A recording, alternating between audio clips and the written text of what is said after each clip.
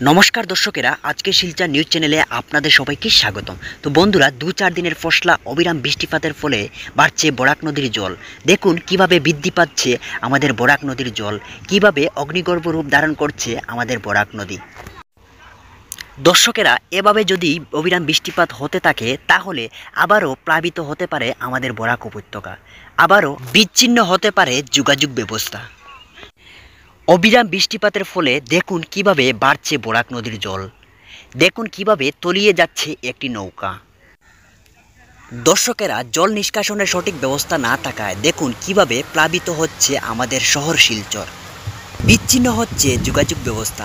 পরবর্তী আপডেট পেতে সাবস্ক্রাইব করে রাখুন।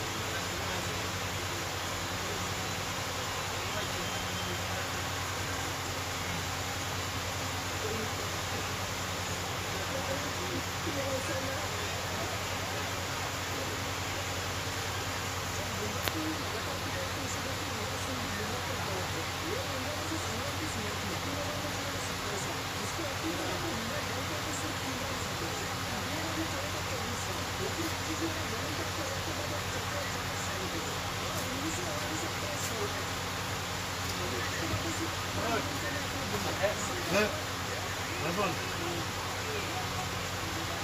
Ne yapalım ya? Çok iyisin.